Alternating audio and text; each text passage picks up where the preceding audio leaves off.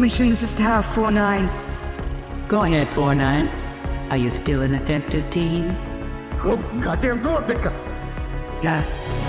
Ahoy, everyone! My name is Bobby Shortle, and I'm here with Nick Rocco Scalia, and we are the Intrepid Filmographers. Every miniseries, we chart a course through the full filmography of an under-discussed genre or journeyman filmmaker. In this expedition, we do our best to try and be explorers, using our years of film knowledge to help guide us, but always being open to discovering new things about the medium we love so much. We are currently embedded in the films of Joseph Kosinski. Today we attempt to decode his second film, Oblivion. And one thing is for sure, we are a very effective team. Nick, how you doing tonight, my friend? I'm doing good. I like the word embedded. I think that is exactly what we are here. We're kind of just getting started, but yeah. I'm thinking Joseph Kosinski all the time now, right? Like I'll see commercials or something like that. And just since we started this series, and I know he did some, and we'll probably talk about that tonight, but I sort of see him everywhere I go. Yeah. I feel like we know each other. I feel like we go way back. Me and you and Joseph Kosinski. Me, you, and Joe are an old trio, old friends. I don't know. Are we going Joe now? I kind of feel like we're almost in a Joe kind of basis at this point. I am, but I feel like I've watched a lot of, like, between Tron last time and Oblivion this time, I've watched a lot of special features with Mr. Kosinski, and he doesn't present himself like a Joe. Like, no, he doesn't. He's very much a Joseph. Wearing a suit. He has very well coiffed hair. I've noticed one thing. He sounds an awful lot like Matthew Modine. He also kind of looks like Matthew Modine a little bit.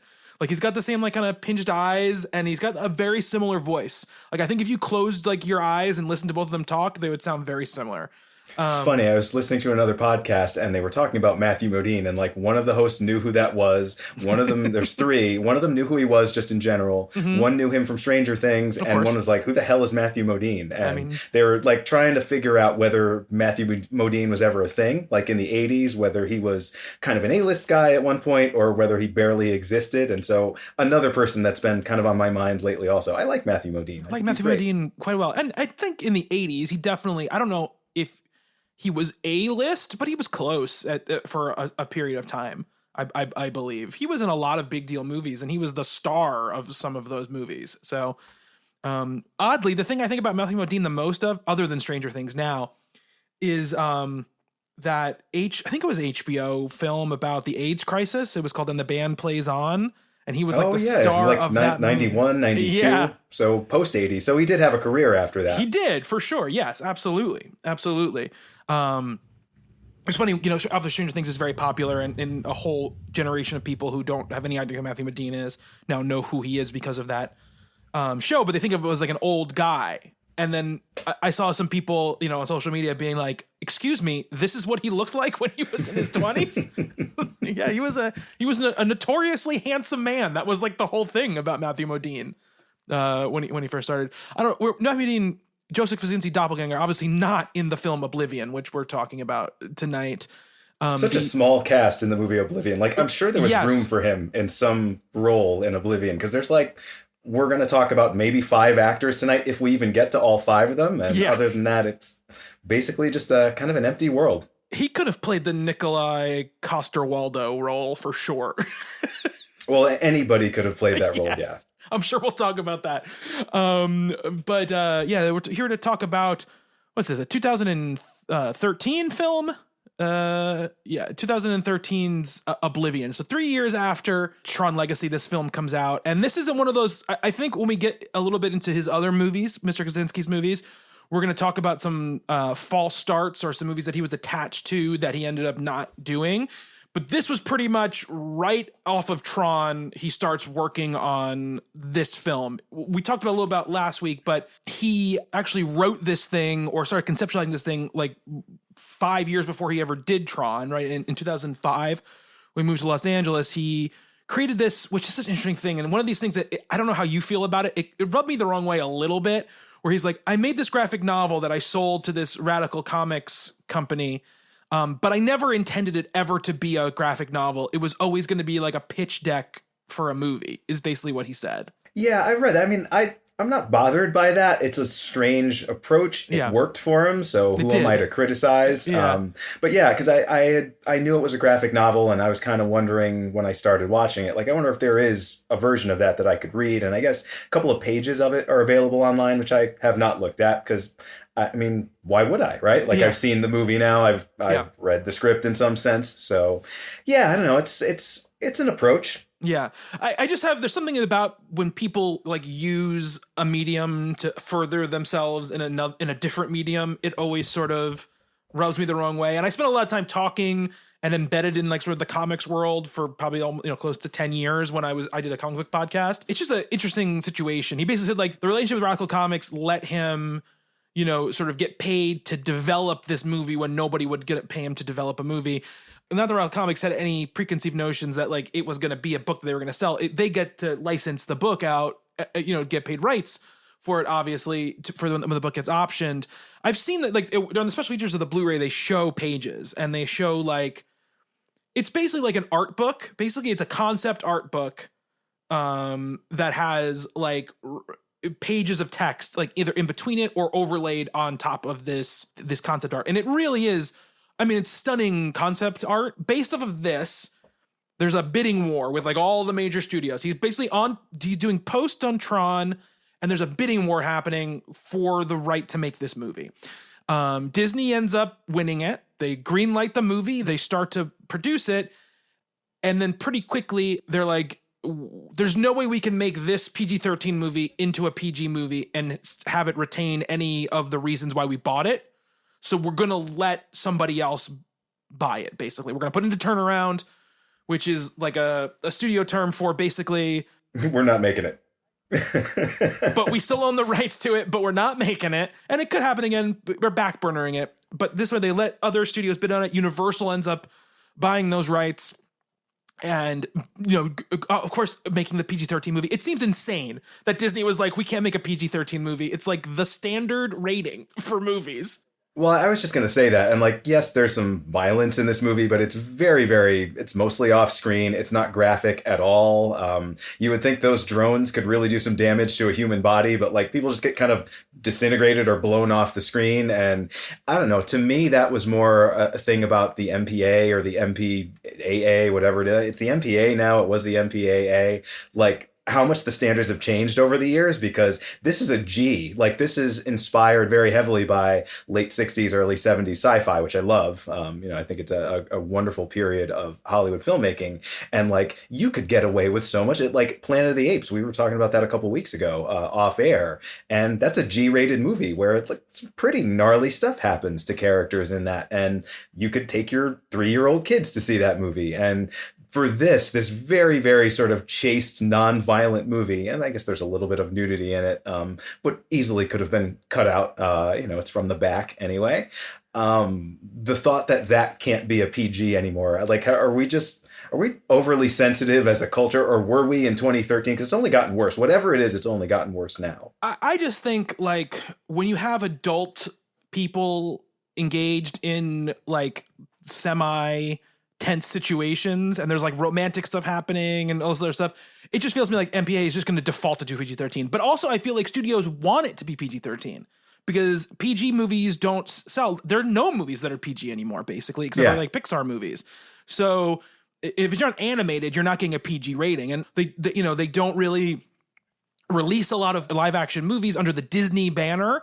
I'm just surprised they wouldn't be like, okay, this is going to be, I guess Touchstone doesn't exist anymore. I guess that's probably what, they didn't have like their like, this is where we put our grown-up movies, so we don't put the Disney logo in the Disney in the After front Dark. Yeah, exactly. Everything's something after dark for me. Yeah. But yeah, and I remember when I was a kid, like, oh, it's a Touchstone movie, so it's Disney, so it's still going to be a little restrained, but you might see something cool in there that you wouldn't get in your standard Disney release. Yeah, your Jerry Bruckheimer Disney collaborations, like pre Pirates of the Caribbean. Were Touchstone National Pictures. Treasure is PG, I think. Yeah, National Treasure is PG. Yeah, all those movies are PG.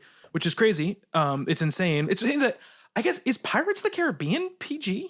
I don't even know. That was PG-13. And like, I wasn't sure, we talked about it last week, but Tron Legacy, like, I've seen both. I've seen it listed as a PG-13 movie. I've also seen it as a PG. And I mean, nothing really happens to any humans in that movie that I would consider objectionable. They're all computer people. Yeah. So the film gets to Universal, and there's a script written by Kosinski and his partner William Monahan. There was a rewrite by someone named Carl oh my god, it's very like Gajusek, yeah.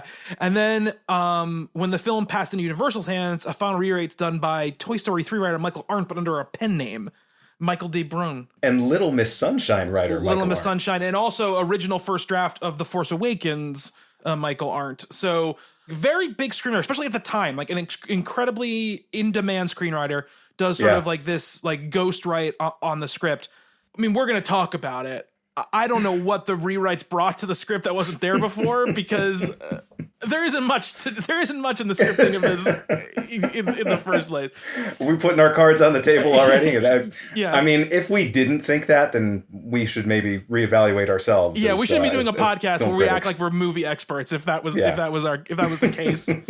Act like movie experts. Yeah. There is no such thing. There's just people who act like it. Yeah, that's true. Absolutely. But one of the biggest things, and one of the reasons why I think this movie gets so much attention so quickly, is that basically Tom Cruise comes to see Kosinski during the post work on Tron, and he loves the pitch for Oblivion, loves the pitch for it, and basically is like, I'm doing this with you, I'm in. And when you have someone like Tom Cruise attached, and you hear all these filmmakers, right, especially people who started developing movies that he wasn't originally attached to, when he becomes attached to something, it immediately becomes a big movie. It doesn't matter what the movie is. It can be your little drama. If Tom Cruise is part of it, it's going to be a big movie, and there's a lot that comes along with that. And I think as we go through the plot of this movie, there are a couple of things I'm going to point out, which I think are for the benefit of Tom Cruise being there, and then I think there are some things which are not to the benefit of Tom Cruise being there. But remember, at this point in Tom Cruise's career, we're not. When he comes to see Joseph Kosinski, he's not out of the dark period yet. Ghost Protocol has not come out yet when he goes to see Kosinski during post of Tron Legacy, right? Yeah, okay. Like Mission Impossible is a going concern at that point, though, and right. But the last Mission Impossible movie that came out was the third one, which I think is the best one. Incredible, yeah, I agree. But is not successful in the realm of those movies, right? Like, Tom Cruise is a fascinating movie star. Obviously, one of the whatever you think of him, one of the greatest movie stars ever to live. One of the maybe the last one movie of the stars only ones living. Sure, yeah. Really left, and he has this obviously unbelievable run of movies from the time he really starts until he jumps on that couch, and for Oprah in 2005. And I think younger people are probably like, I don't even know what that means. Basically Tom Cruise was, Mr. America, sex symbol movie star from 1980 till 2005, basically. And he had the perfect PR. He saved people's lives. There was no grease in his gears. And then the Scientology stuff starts to come to the head in 2005, and the whole world is like, put on the brakes. I don't know if we want this anymore. The Katie Holmes stuff is happening around this time. He just gets really overexposed. The landscape of how people cover movies and the amount of attention that is coming from a bunch of different sectors is amping up in a way that has never happened before. People's personal life and their details are much easier to access than they ever have been before. And he just becomes, the poster child for kind of crazy at a certain point. And he really sort of pulls back after that. War of the Worlds, which is a huge hit, right? But it starts really huge and then dives pretty quickly. And then he's got Mission Impossible 3 the next year. It highly underperforms. He then does Lions for Lambs in 2007, this movie that doesn't exist. I'm so happy that you mentioned that, because I was thinking about what he was doing in this period, and I've never seen that. But it sounds very interesting. It's like a Iraq war, but not like a war movie. It's like a home front kind of courtroom type film that it's also got like a and political thing Robert going. Redford had something to do with it. Maybe Did Redford direct it? I think Redford directed it. I think Redford directed it. And I remember it coming out. I can visualize the poster, and I was like, oh, that's an interesting role for Tom Cruise. And I never heard anything else of it. You're right. It kind of disappeared in the ether. I like serious Tom Cruise. Me too. Before we go any farther, let me just say one of my easily top 3 favorite movies, I don't know where I'd slot it in, is Magnolia. And okay, yeah, of course. It's an incredible role for him. He won an Oscar for it. And he was nominated for an Oscar for it. He was nominated, sorry. So for Best Supporting, I think he should have won. That was the Michael Caine year, I think. That was the Michael Caine year when Michael Caine won. I believe. See, my selective memory or my my alternate history, he won for that movie. He's great. He's amazing in that movie. But we're in this period, right, where he does Lions for Lambs, and people are now like, okay, like that movie made no impact. He then has that small but extremely memorable role in Tropic Thunder, where he plays like the executive, and he's funny in it. And people were like, oh, like look at Tom Cruise being funny. That same year, he does Valkyrie, which is another disappointment. Again, a movie that we'll probably never talk about on this podcast because it's done by a literal criminal of a filmmaker. Like, it's a Bryan Singer film. Like, he's a terrible human being. We're never going to do... I'm sorry. I remember that being a Robert Zemeckis movie, and I was like, what did he do? I love that guy. No, it's a Bryan Singer movie. Bryan Singer. It's a Bryan Singer movie. Covering him. Then he does Night and Day. Oh, I hated that movie. So this is... in 2010, when he goes to Joseph Kosinski, he's in this run, right, of these movies that we're talking about. And we're running to the end of this run of like, and I'm like, you know, the horn dog, like, you know, Lothario in the movies I'm in, right? Like, people are starting to realize, like, his public persona has shown up too much. He's too much. They know he's too much of a weirdo, so they can't accept him as like a romantic lead anymore. And really, he hasn't aged physically, though. No, like he still looks exactly the same. He could play those roles. The problem is, what you're saying. All the off-screen stuff is starting to catch up with him at this point. Yes. So then he can still play those roles now. Oh yeah, for sure. I mean, we're a little bit. Oh, he started to show his age a little bit. Well, he looks better than I do, and I'm definitely younger than him. He looks great. Don't get me wrong, but. Again, with Mission Impossible and in these last couple of years, he's mostly gone away from being like like Ethan Hunt is not a romantic lead really in any of those in the later Mission Impossible movies. He's just like he's much more like himself, which I think is like a robot who's really good at his job. You know what I mean? Like he's just like I intense. You know, I get it done. I'm amazing at what I do. Like that is kind of what his on-screen persona, I think, matching his like. But then, and then in between when he signs on to this movie and when it comes out, he has Ghost Protocol, which people don't remember. Jeremy Renner is in Ghost Protocol because the studio was like, we want Tom Cruise out of this franchise. So we want somebody who's going to take his place. And at the time, Jeremy Renner was like the guy. They're like, can't get Matt Damon? Let's get Jeremy Renner. Like, like he was the guy that was going to replace people. Which seems so crazy now considering like what is his career. His career has a great career, but he is not a leading action star guy career, but I don't see why not. But yeah, it never really panned out the way it should have after the Hurt Locker. And then I feel like Oblivion goes into this other group, which he does. Well, he has that little part in Rock of Ages, and then he does Jack Reacher, Oblivion, and then after Oblivion, he starts to get back. He does Edge of Tomorrow, Rogue Nation, the Jack Reacher sequel. He has a little bump with The Mummy. That wasn't his fault. Well, it actually might have been his fault, but you can't put it all on Tom Cruise. God, that movie. Have you seen it? Oh yeah, I saw it. I've always been interested. I watched it this year. I'd never seen it. You and no one else. Yeah, it is it's one of those movies that's just a big nothing burger, basically, is really what it is. It's one of those movies where you can feel how much they wanted to start this universe, and so much of the movie is like, oh, but we've got this little thing here, and we've got this little thing here, and we got this little thing here, and we got this little thing here, and it's like, and there's this really hilarious scene where, and again in that movie, it's one of the maybe is really the last movie where Tom Cruise is like, he's in like romantic moments with a co-star who's like 25 years younger than him, but he's playing it like, hello, I am Tom Cruise. I am this character who is 35 years old, even though he's 55 years old or whatever by the time he's doing that movie. And it's really the last time. I forgot who is the female lead of that movie. Annabelle Wallis is she's from Peaky Blinders. is the female lead of that movie. It's a very bad movie. But then he goes into his like, okay, I know what I am now.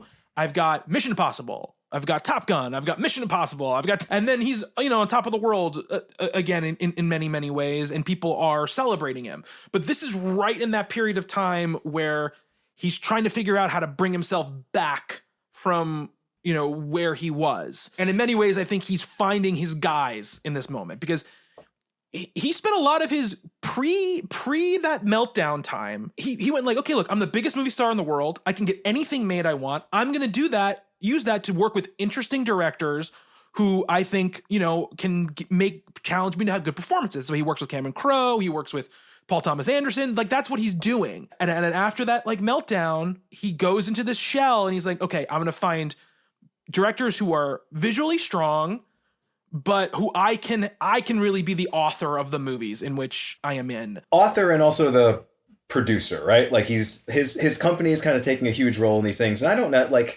don't know Tom Cruise, obviously. I don't know what his actual creative input on these things is, but there is this kind of like homogeneousness about things. Like he takes on projects that kind of do a certain thing. It's like you're saying, they play out in a certain way. They treat him they use him in a certain way. And that's all he's going to like. I don't think we'll ever see. And I think this is what you're trying to say here. We may never see another Tom Cruise in Magnolia kind of role. I think we'll see a lot more Oblivion, Mission Impossible, Top Gun, Maverick type stuff. And maybe one more, right? When he's old, when he actually starts to look old, he'll do one elder statesman kind of role. It'll be a supporting part, and I'm sure he'll get like really good notices for it. But yeah, there's this, I don't know. I don't want to call it like an assembly line sort of thing, but it almost sort of feels like that was the vibe I got from the Mummy trailer, which I don't know too much about it, but there's a scene I remember very vividly where he's like dangling out of a cargo plane and like the cargo's flying out the back of it. And it's like, okay, so this is a Mission Impossible scene in what is ostensibly a remake of a Universal horror movie. And it's like,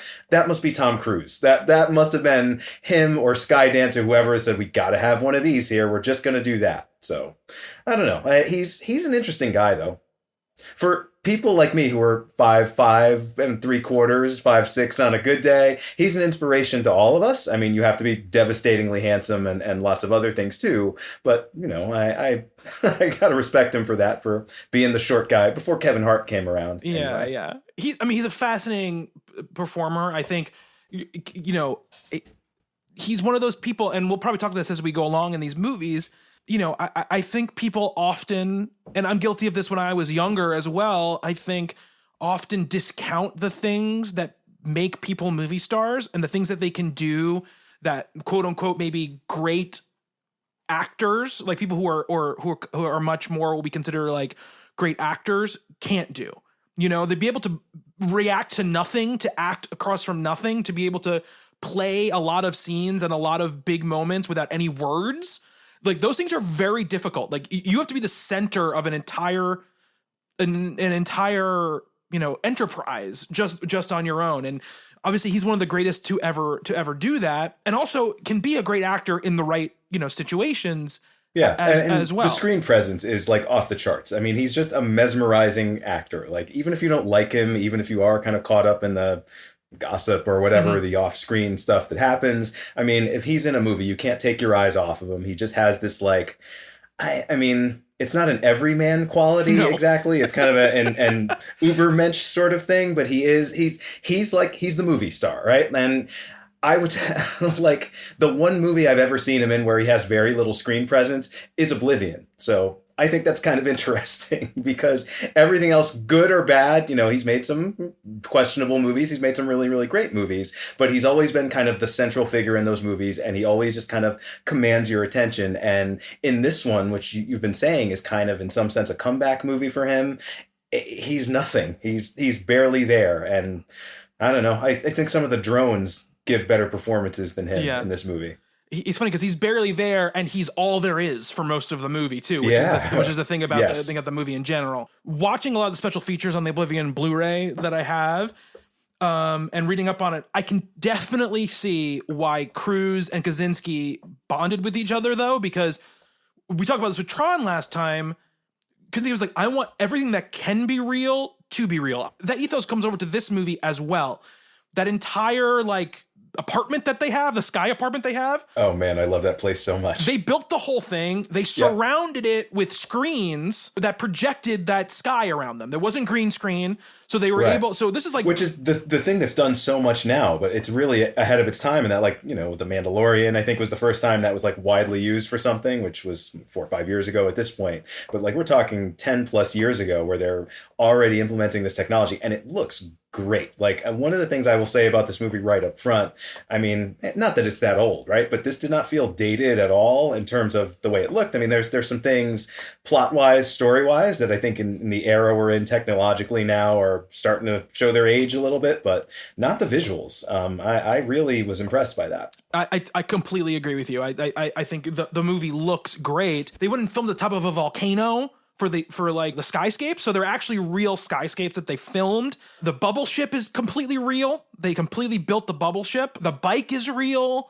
You know, the important thing about having the bubble ship be real and the other thing be real is that light and stuff plays off of them realistically, you know, and anytime you can give an actor something to respond to that's real, it has the chance to elevate the performance. Obviously, we're going to talk about how maybe it doesn't in this case, but they even designed the cockpit around like Cruise. Like, he told them where he wanted like the controls and stuff like that.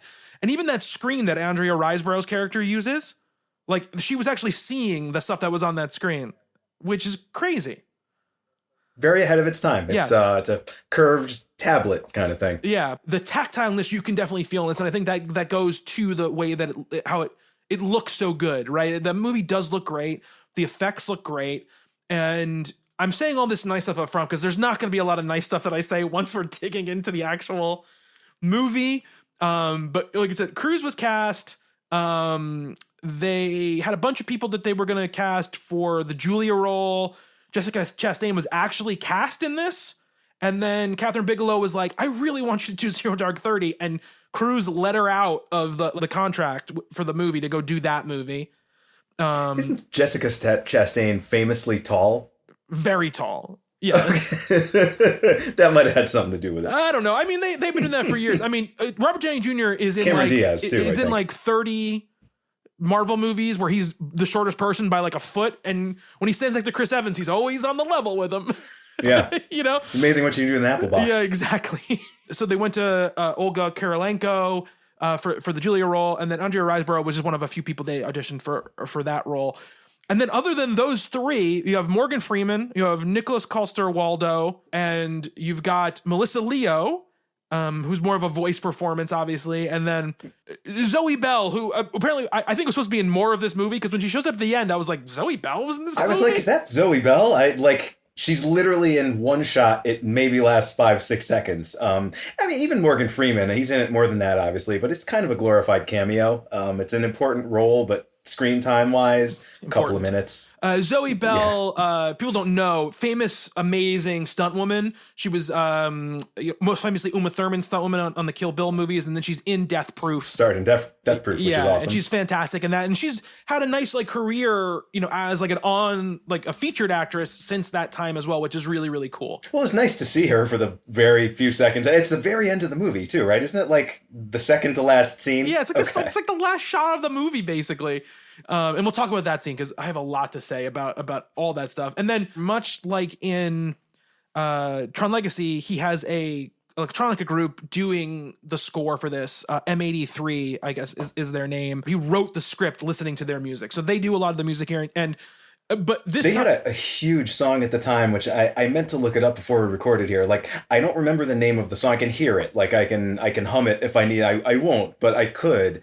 And like, that's all I ever knew them for. But that was all over everything. It was like right around maybe 2010, 2011, and they were like really, really French group. So like, probably they were always bigger in Europe than they were going to be here. But I remember this song was just like totally ubiquitous, and getting them was probably a huge thing at the time. And now it's like, who's M83? Like, I haven't heard anything since, but I do remember really liking that song, and it is kind of sleek and futuristic and very Joseph Kosinski, I feel like. You know, fan of Daft Punk and that type of aesthetic and that sort of feel. When he talks about this, he goes, oh, you know, Daft Punk did the first one, but they wouldn't really have fit for this, so I got this other group. I'm like, I'm sure that's the reason why you didn't want Daft Punk to do it, because they wouldn't have fit with it.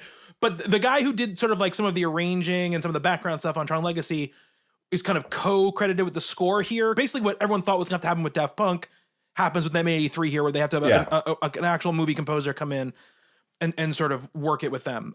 It's shot by Claudio Miranda, who did Tron Legacy, fantastic. He did Life of Pi, he did Curious Case, he did Benjamin Button, he did Top Gun Maverick. He's a fantastic cinematographer, and like we said, the movie looks amazing, really. It does. And I love director-cinematographer pairings where they just find out that they sort of work together well and they like each other's aesthetics. John Carpenter and Dean Cundey, or Spielberg and Janusz Kaminski. It's, like just as a film nerd sort of thing also, you can kind of see the visual signifiers like, oh yeah, that's totally a Spielberg Kaminski kind of thing. And then when they ultimately break up or whatever, you can kind of tell the difference. Like that next movie is always kind of a major shift in another direction. But I like to see that. I like to see when directors and cinematographers kind of have that synergistic sort of thing going on. Yeah, absolutely. Me too. And I think, again, this like sort of paints this picture. We were talking about Kosinski last time about this too, where, he's definitely the author of this movie, right? He wrote it. So this one's his baby. Yeah. It was a concept he was working on for a very long time. If you look at the concept art versus it's very much his vision, and I think this movie is not very good, right? I think visually it looks great. Story-wise, character-wise, performance-wise, I think is kind of a dud, right? And you're already starting to see probably what the strengths of this person, this filmmaker is. And maybe this will change. We have another movie coming up that's completely out of a completely different type of movie next time than we've done these first two, and we'll do it the last two, right? It's a small, intimate character drama. So let's see what he does with actors in that situation. But in this, I feel like at almost every stage of the movie, I was like, I know what you're trying to do here. Sure. But you're not achieving it. Whether it be the sort of opening voiceover that's meant to sort of evoke old sci-fi. All it really does for me is like give me a bunch of information that either A, I'm not going to remember, or B, takes all the mystery out of what I'm seeing when we're put into the actual world. I called every twist this movie threw at me probably an hour before it happened. I wasn't even looking for twists. And that was my biggest problem with the movie story-wise, is that it doesn't have a lot of story, and the second half of it, it's just reveal after reveal after reveal, and like none of them are that surprising, none of them are that interesting, and I kind of want stuff to happen rather than, hey, this thing that you thought was this other thing, well, it's this thing. And I got so tired of that so quickly. And yeah, I saw a few of them coming. There were a couple that kind of sort of took me by surprise, but those were the ones that didn't really make a lot of sense. So I didn't predict them because they just were not very logical. But I mean, I like so many things that this movie is trying to do. Like you kind of said, you could see where the influences are and the inspiration. And I love sci-fi. I particularly love that, silent running kind of era of sci-fi and Planet of the Apes and Alien. And I just like, can I make a blanket statement about this entire movie? Absolutely. Is it too early to do that? No. Let's do it. Blanket statements are fine.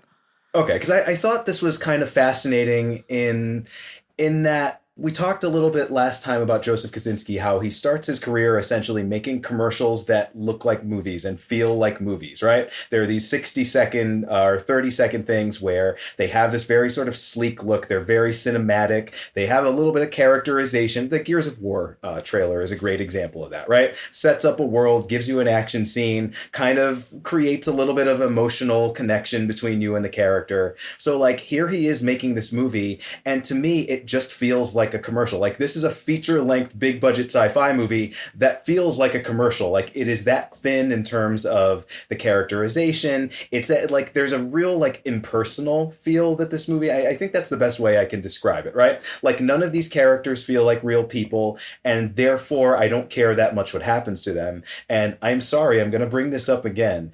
Tron Legacy could have gotten away with that, and then it has this beautiful scene later on, the Jeff Bridges doing the fatherly thing, watching the two young characters kind of get to know each other, and I loved that scene so much. And there is literally nothing in this movie that approaches the gravity of that at all. And like some pretty big deal stuff happens here. You know, major characters die in this movie. There is stuff that should be affecting, and literally none of it is. It's like, this movie feels like, and I know it wasn't because we're talking about 2013 here, like they're talking about AIs writing screenplays now. Like this feels like it was written by an AI, and I know that it wasn't, but I think this is the kind of thing that they're going to do, and that's why people are going to get tired of those very quickly. Yeah, I mean, I agree with almost everything that you're saying. I mean, you love that Tron scene way more than I do, but... I love it probably more than anybody else in the universe does, but I don't know, man. It moved me. But because I'm a dad, or something. You're a dad too. I'm a dad too. Again, that scene is poetry compared to what we're given here. And for sure. And here's the thing: if the movie was just detached in general, and it was just like, we're not really concerned with the emotions of these characters, we're just concerned with like the function and sort of minutia and the way this world works and this mission they have to achieve, I would have had a much better time with the movie. The problem is like, you know, you're not really that concerned about the rules of the world.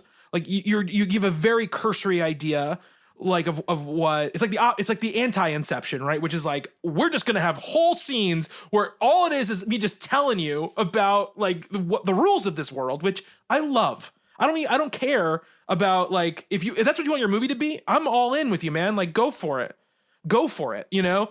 But this movie is like, no. We know you really care about Jack Harper and Julia and Vicky or whatever, and I'm like. Vika. Oh, that drove it. Her name is Victoria. He calls her Vika. I know. I've known Victorias. No human's not ever one done of them. You're either Vicky or you're Tori. I think. I don't know. Yeah. Maybe we have a listener out there. I highly doubt it though. It feels. Get in contact with us, Vika. Yeah. It feels to me like something that would happen. Like if you have family that comes from like you know, the Sweden, Finland like area, possibly. You know, like that's what it feels like to me. But anyway. Like or even like these other characters, even it's even more egregious with like the rebellion human characters, whatever, because you spend zero time with them, and and he plays it off like you're supposed to care when the drone comes in and starts mowing them down, and I'm like, you have given me no reason to care about any of these people at all, because you know, and again, we're talking. This movie came out 10 years ago. Obviously, this podcast is about really breaking down these movies, so I'm not really worried about spoiling anything here, but like. The fact that Jack is a clone, there's, according to Morgan Freeman's character, thousands of him, right? And the way this movie at the end sort of like sells out the fact that like even his wife doesn't care which version of Jack is around. As long as one of them's around, she's fine with it. You know, it's like, why am I supposed to care about this person who the movie doesn't care about? The movie doesn't really care about Julia either. And I would say too, like, you know, just from a storytelling perspective, the way the female characters are used in this movie is like, they're just props. Like, and it gives you. Oh yeah, I mean, all of the characters are. So it's it's not just they just get it the worst. I really have. I mean, we're I guess Vika, we're supposed to dislike her. There's a scene later on where we see the real version of her. We're gonna get so lost in the weeds with this ridiculous plot. There isn't really the thing is like there isn't even that much of a plot. Like there are things that happen, obviously, but. And I want to say this before we get too far because it blew my mind watching this movie. Because this movie is this is a big budget movie that made $89 million domestically. It made like $280 million worldwide. It's a movie that people have seen, right? It's a movie that stars Tom Cruise. I just assumed always that it was like kind of boring, which it is kind of boring, and just kind of like whatever. This thing is so colossally stupid in so many ways that I am surprised I haven't heard more about it, because like this movie ends with Melissa Leo voicing an alien inverted pyramid that wants to destroy the world. Well, it's the Illuminati pyramid from the dollar bill. It's that, just like with a red eye. Yeah. It's some of them is insane in this movie, and the fact that like before we completely call it stupid, right? There are ideas in this movie that I think are interesting. There are things that I think in the hands of and I don't know who, I can't even Christopher Nolan, maybe. I don't know. Like, there are things that if they were executed correctly and were given a little bit of thought, and if we cared a little bit more about these characters, or if we cared about these characters, if we cared at all, this could have been something. Like, there was nothing in this movie where I was like, oh, I hate that so much, and I can't see what a good version of that might be. And so I kind of have to give it credit for that, and Joseph Kosinski credit for that as well. Like, there was no point at this movie, like, I wanted to finish it. Like, I didn't just watch the entire movie because we were going to talk about it on the show. I kind of wanted to see where it was going. I thought maybe it would do something cool in the end that it didn't do. It just gave us kind of an exposition scene, and then that moment that we were just talking about, and then this happy ending that's just laughable. Yes. But looks really beautiful. Yes. It makes me more upset with the movie because that potential is there and it didn't execute on it. Right? Like, oh yeah, sure. No, I'm with you. I'm upset about it too. That's really my problem. And not that I'm not saying Joseph Kosinski is a stupid person, and I'm not saying that no. their ideas of the movie that are the baseline of the movie is a dumb idea, but the execution of it is such a misfire in almost every single way. That I feel like it completely sells itself out. And like I said, like, I'm a big performance guy. Like, if there are good performances in something, I can usually, like, ignore a lot of chuff, that's happening. I can ignore. You must have had a real problem here then. Yeah, I can ignore plot holes. I can ignore whatever. And I'm trying to track the performances, right? So I'm like, okay, we've got Tom doing his Tom thing, and he's mostly kind of flat, He has a couple of moments which I think work, especially when he's playing what I think Tom Cruise plays better than anybody, which is like this like dumbfounded almost rage. Those moments where he's like, I don't know what's going on, and I'm gonna freak out about it. Like, he's so good at that. And those moments, like, his performance kind of plays through a little bit there. But most of the time I think he's flat. I think Olga Kurylenko is very bad in this. Like, and again, her character has nothing to do, and her character has no sort of through line that makes any sense. She shows up as sort of like this, like, I know it's real, I've got a mission, I'm gonna do this, and then 2 scenes later she's like crying, like, huddled behind Tom Cruise's character while people are shooting. Like, she doesn't know how to do anything. Well, this movie's a love triangle too, but I have zero investment in any of it, right? Like, it's kind of an interesting idea, and a better movie could really do something with this, where he's married and he's been with this person for, oh man, since his mandatory memory wipe 5 years ago, which we talk about in the opening 30 seconds of this. Like, I wonder if that's going to come to something later on. Just like this brick that gets dropped on you, like you're just going to forget about it. This has a lot of Shyamalan similarity. There's another movie that I think this reminds me of a lot. I'll get to it later. Not one of his, but one that's on the same level of, oh my God, what were they doing? But there's this idea that he's been married to someone, and we kind of see they have something of a nice relationship, although clearly she's lying to him about who she really is and what their intentions are and those kinds of things. And then Olga Kurylenko's character shows up, and they are, long lost lovers. Like, it's this thing from his past that he doesn't remember. She's his actual wife, but he also has this new wife, and you could really do something with that. And if any of those characters were written as more than just a paper thin thing, if any of those performances were halfway decent, I really think that would have been interesting. And like, this movie is reaching for some pretty big ideas that it just has no idea what to do with. Yeah. I will say this. I think the most interesting performance in the movie is Andrea Riseborough's. I like her a lot. Yeah, I like her and everything. She's a very interesting actress, right? She's obviously been nominated for an Oscar now, almost 10 years after this, she's nominated for an Oscar. But, I'm trying to track in her performance, right? Because I think she's the only one who's really giving off the weird, conflicting ideas of what the character is in her performance. Because, I think even now, I'm not really 100% sure.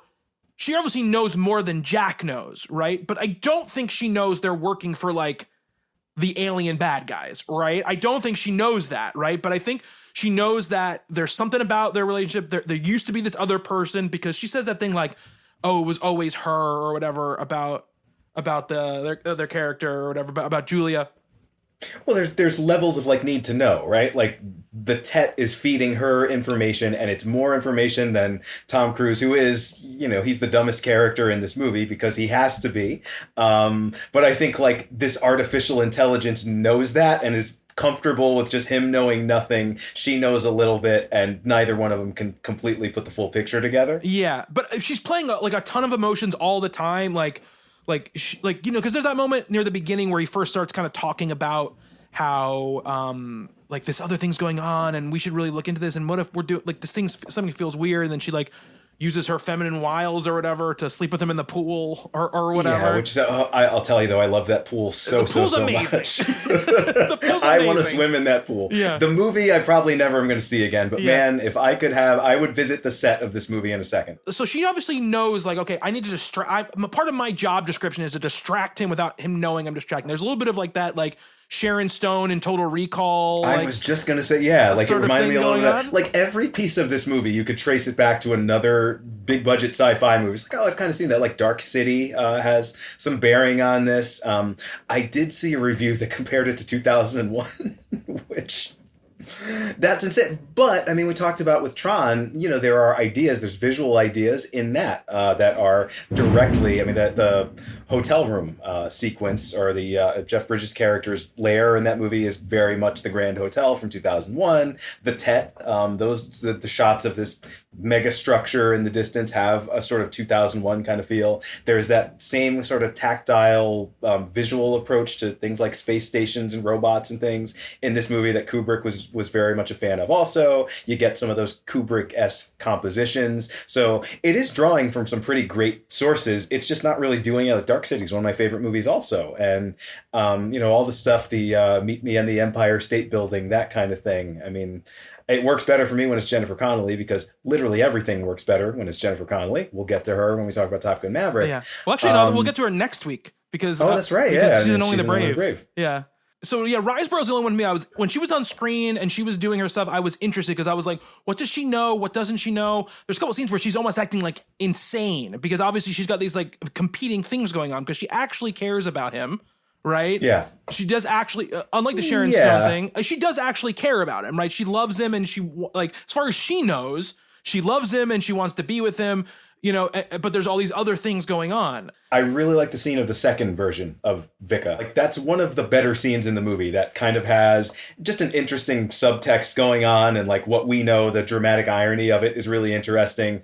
If we could have done a little bit more of that, I would have liked that, I think. Yeah, but way more interesting, right? If Vika at that point knows that there are clones and has some sort of like suspicion. Because otherwise it's just like, okay, it's just a guy acting weird like he always acts. It seems like all these jacks act weird.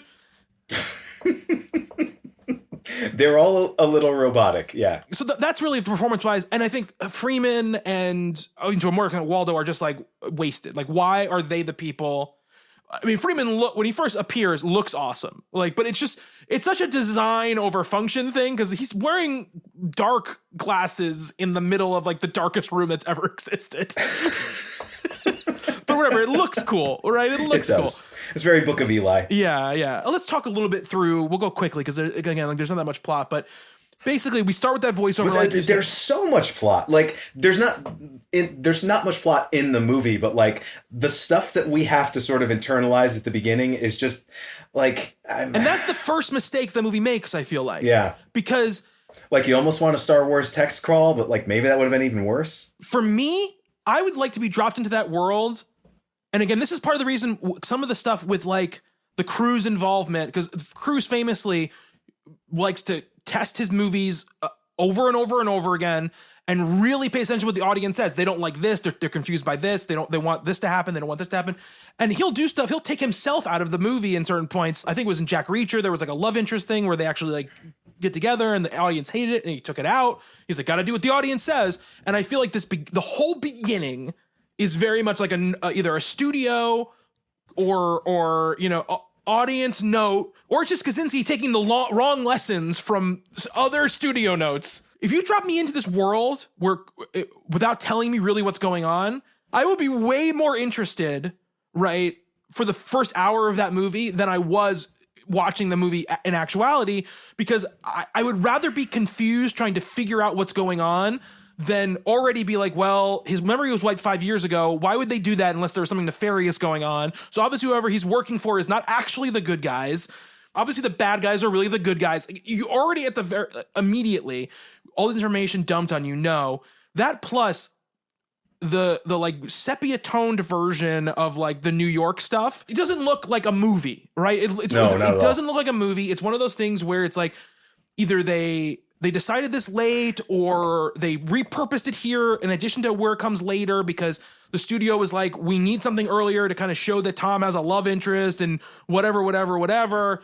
You know, like all of that stuff. It just that first 5 minutes or whatever it is, 3 minutes or whatever it is, the movies are behind the eight ball for me. You jump too much too quickly. I don't know what I'm supposed to hold on to and what I'm not. And also I feel like I know too much and too little at the same time. All of this to me, it's that, what do they call it? Like putting a hat on top of a hat kind of thing, where it's like, you know, a sci-fi movie like this has to have like a concept that is the core of it. And like, this feels like 5 or 6 of them just kind of stacked on top of each other with the cloning, with the memory wiping, with the alien invasion, with the end of the world. Like there's just so many things that have to be put into place to make this story work. And because none of them really have any bearing on where it ends up going, for the most part, to me, I mean, I just, or maybe it's just I didn't care about any of them, but it's like so many things. And as I said, you're kind of like forced into that this movie like grabs you by the lapels and tells you, here is the history of everything that happened here. But we're seeing New York in the present day. Then we're getting Tom Cruise talking to God knows who in his beautiful apartment, which at least the visuals are distracting, right? It's like, I'm checking out the furnishings and the, like the bed that he wakes up in that scene is amazing looking. Like literally everything in that apartment is like, I want that. And again, it feels to me so much like a commercial. It feels like a piece of advertising. It feels like, I mentioned when we talked about Tron, like high fashion photography. And I love that stuff. You know, I'm an aesthetics guy. But is that enough to hang a movie on? And even for me, who really, really likes that stuff, I gotta say no, because I just have zero emotional investment in any of it. And like something about the way this movie opens, it's like, I kind of know that I'm never going to. You were saying that also. You said behind the eight ball. I felt that way as well. I was like, okay, I really hope this movie looks cool and has some amazing action sequences because I don't care about this story already. And then immediately we get the stuff with Cruise going out in the ship, and like I said, we gotta set the status quo, right? Like every story has to do. But there's just things in this opening thing which I just think are like, I don't know if they were in the script originally, if this is stuff that was put in later, but like the stuff with the bobblehead, like when he's talking to the bobblehead, I'm like, that's such a desperate attempt at personality, and it almost worked for me. Like, the bobblehead is one of my favorite things in the movie, and I don't know who put it in there, but like, good on you. It was a good try. I respect it. It was a good try, but man, it does not work. Like this is not a bobblehead is not a personality, and neither is this idea, right? And I understand why he's doing it, but you know, that whole scene where he's like in the football stadium where... Oh, can we talk about that scene? You know, yes, I want to talk about it because there was the voiceover at start. I was like, okay, like I get it. You're trying to get all this information out. I don't like it, but like once we're into the world, let's just see how it goes, right? And then the Baba thing happens and I'm like, okay, but like I like the way it looks and I like kind of the score that's going on right now. So let's just see what happens. And then he lands that plane and he gets out and he does the like puts the Yankee hat on. And I'm like, okay. Is that his same Yankee hat from War of the Worlds? It looks like it. I thought the exact same thing. I'm like, Tom, stop acting like you're a Yankee fan. Like, I don't get this idea. But that's it, right? Like everything feels like the simplest, most generic. I'm a Yankees fan, right? Like, but I am from the Northeast, right? Like, Yankee Stadium is an hour from my house, and I grew up liking that team. But like, if you're gonna give your character a baseball fandom in a movie, what is immediately the first thing you go to? It's the New York Yankees. That's just the way it is, right? So this scene, I'm a football fan also. And like, I remember this was a big part of the trailer. It might actually been the whole trailer, right? Where he lands in this like decrepit, abandoned football stadium. It says like, 2017. They couldn't say Super Bowl, but it's like world championship. It looks like a baseball. Like it looks like a baseball. It does. pennant. Yeah. Yeah. Yes. But so like he's narrating, like I guess he read about or heard about the last Super Bowl because the world ended essentially in 2017 in this movie. So that would have been the last time they played the Super Bowl. And the way this scene plays out, like this felt like not only a commercial, it felt like a Super Bowl commercial, right? Yes, like it you're watching the big game, and it probably was. When did this movie come out in 13? Oh, I don't. Let me see. Was it summer? I have this right here. I think it was a summer. It was. Oh, I don't have the date it opened. Oh, June. No, it came out theaters in June, so it must have been like May or April or something like that. Okay, so it feels like it feels like a March April release because it's not like a giant. Right, it's not like it does, but I mean, either way, it's the kind of thing you would advertise during the Super Bowl, right? Yes. And this feels so much like, it's just so generic. What he's talking, he like backs up and he's like acting out this whole thing. Is like the rookie quarterback tosses to the receiver. It's like it is the most generic. Like someone looked up what football is on Wikipedia and wrote this scene based on that. And it's like if this had any personality, if you used a proper name in this scene, like it's a cool idea for a scene. This guy who has never experienced the world at all, kind of like in this setting that should have this sort of sacred kind of feel about it. Like I love the idea. I hate the execution so much. Like, again, laughable is a word I used so much when I was kind of putting together my thoughts on this movie. But like you can kind of see exactly what they were going for, but it feels so crass. It feels like such an advertising thing. Like I'll bet that's how Tom Cruise talks about football also. Like Tom Cruise is kind of an empty person. I like him as an actor. I enjoy his movies. I think he has a lot of charisma and a lot of screen presence. But like if you're trying to do anything to dispel that, this movie's not going to work at all because this scene, it's just so generic. It's just so, as I said, impersonal, and it just feels like this is a cool thing that we can do here, and this would be a great thing to have in a trailer. I hate when movies do stuff that's just like, this is just earmarked for the trailer, right? Like, what you want is to make a movie that has lots of fascinating stuff in it. And so when they're cutting the trailer together, it's like, okay, it's a wealth of stuff here that we can just pick from, and here's the coolest scenes. Not like, oh, this scene's definitely gonna, like, I don't remember exactly what the trailer was, but I know this scene was in it, and I know this was kind of like, I don't even remember any other actors being in the trailer, right? Like, I don't think they revealed Morgan Freeman. I think it was all Tom Cruise kind of exploring this like post-apocalyptic world, and that was the scene they chose to kind of exemplify that, and it just doesn't work for me at all, and I just wanted it to be over. Like, it was just cringeworthy. It was just painful to me, just as someone who could see the potential in an idea like that. It's one of those scenes that makes me, I have a problem with feeling like uncomfortable in like situations where people are embarrassing themselves. I get very embarrassed exactly for them. It was. And that's what I felt like. I felt like somebody who doesn't know anything about football talking about football. And it's like Tom, like when Tom talks about like movies, I believe it 100%. Like he fucking loves movies. He loves extreme stuff. He loves his movies. He loves movies in general. Tom Cruise, Have you ever heard Tom Cruise talk about other movies? I don't think sure. I ever have. Yeah, for sure. He fucking loves movies. Like a dude loves movies. He watches a billion movies. He's just like, I believe him when he talks about that stuff.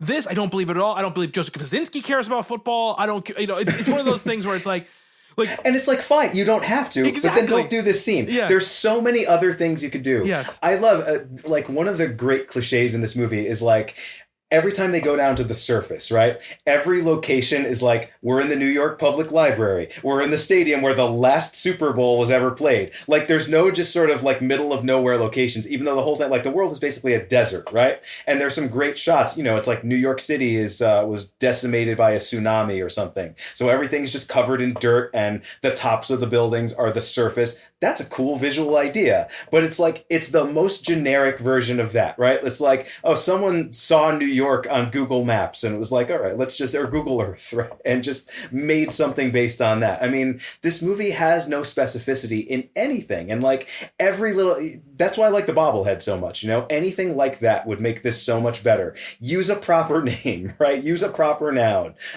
Talk about something like you've actually seen it, experienced it, know about it, rather than like so much of this just feels like a first pass. Like when I'm writing, sometimes it's like, okay, I got to get to the next page, so I will do the most generic thing possible, and then you go back and you fill it in, because what I love in movies, and it's one of the things I love about Quentin Tarantino so much, it's like you can tell what he loves. You know, when he drops a name, when he references something, it's because he really cares about that thing and he wants you to go look it up, right? He wants you to know who this person was, what this movie was, who played this song. This movie has none of, like, there's some pretty good needle drops in this movie, but they're also like very obvious. We get Procol Harum later on, which is an obvious choice, kind of a good one in a better movie, I think would be very well used. But I don't know, it feels robotic. It feels like it was written by an AI, and this scene to me is like the epitome. Like our mutual friend Brian Verderosa always talks about his movie snapshot. Like when he thinks about a movie, what is the couple of minutes of that movie, or what is the shot that sort of,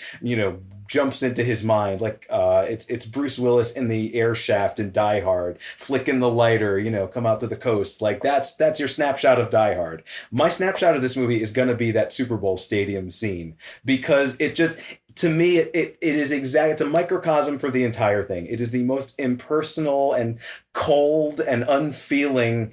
And I guess it's kind of going for that in some sense, but like, I gotta feel something in this movie, and I feel literally nothing all the way through it. My problem with it is, like, this movie is trying to be emotional. It advertises itself as a love story or whatever. And like, this moment, this is generic. And it's all in the thing of like, well, if we give this kind of universal idea of like, this guy loves sports and football, and he'll be like, this is a regular guy that I can identify with because he likes sports and football.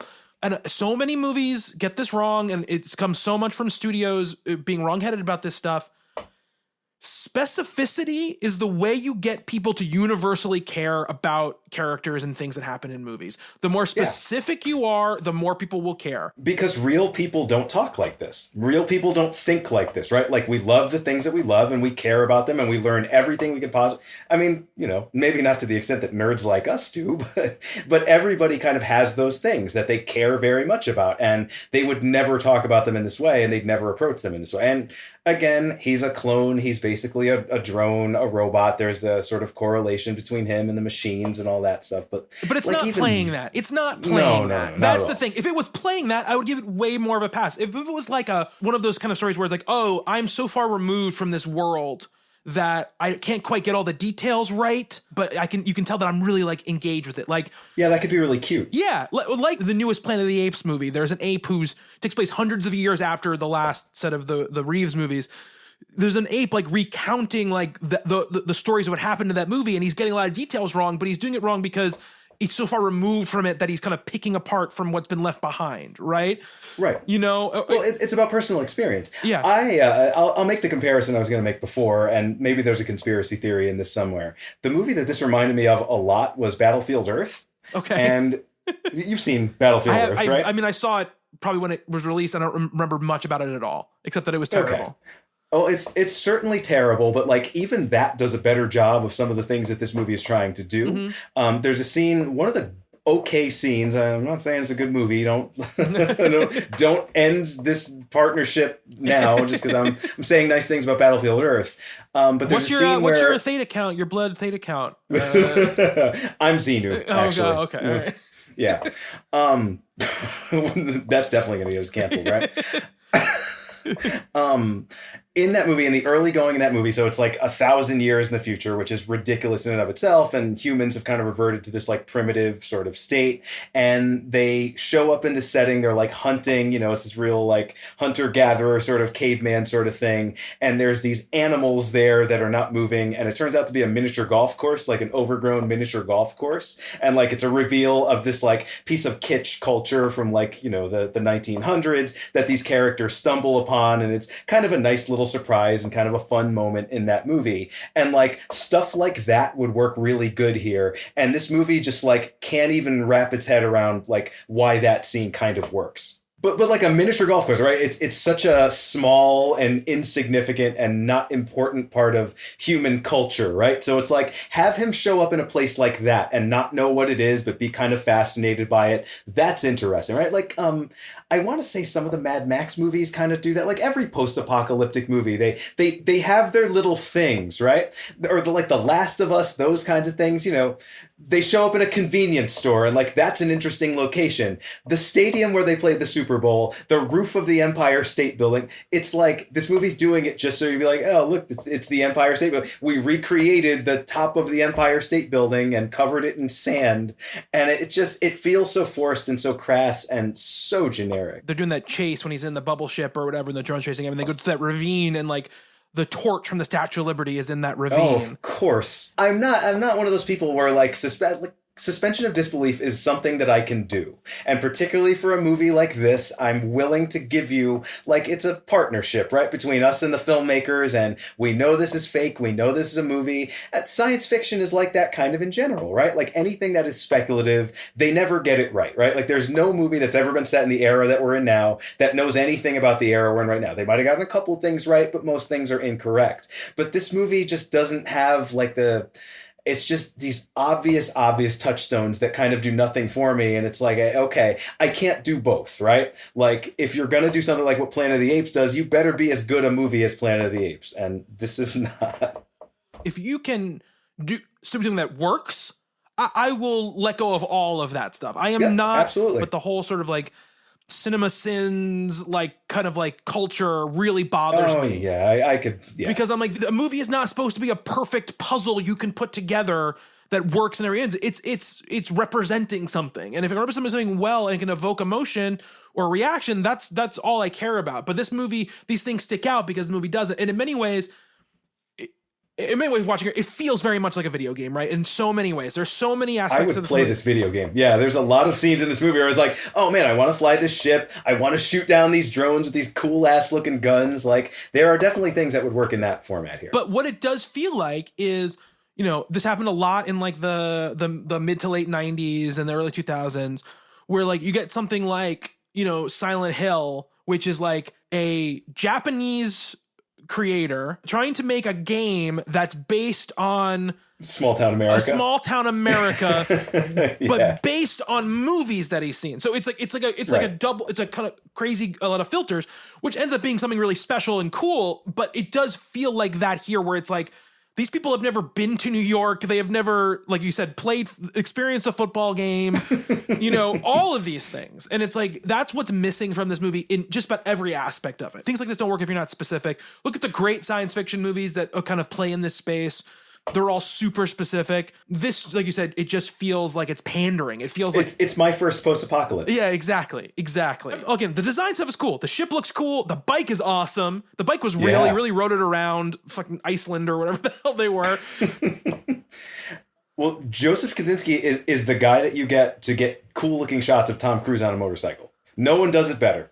We'll get to Top Gun Maverick. Yeah, he's sitting on that cliff like face with the plant. Now it's old hat with these Tom Cruise stories, but this was right at the beginning when it was really becoming a thing, right? That he does all his own stunts, he does all this crazy stuff or whatever. And a lot of the features are about this. They're like, you know, Tom wanted to ride the bike, he wanted to do the thing, he wanted to flip around the thing. And it's like, yes, we know. He does whatever he does, but that stuff is really nice looking. And those are the only kind of moments, those kind of quiet, more serious moments, like him growing a little tiny plant to bring back to his wife because he wants to communicate, look, it's beautiful down here, right? I have a connection to it, right?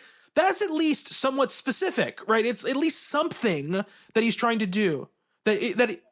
You know, she like tosses it away immediately or whatever. Vika, yeah. She's pretty cold, that Vika. But she is very specific. And that's the thing about Riseborough, which she brings to it, is everything she does is incredibly specific, right? And I love the way she drops it off the, this, I don't know how high that is. Like, I think it's, I don't know, like I thought they were just like in the sky the first time I saw it, and then you can kind of see the support structure of it. Reminded me a little of the nightclub in Tron Legacy. Absolutely, yes. These like structures that are like suspended very high in the air for no good reason. Like I think a good wind would probably snap that thing off, but what do I know?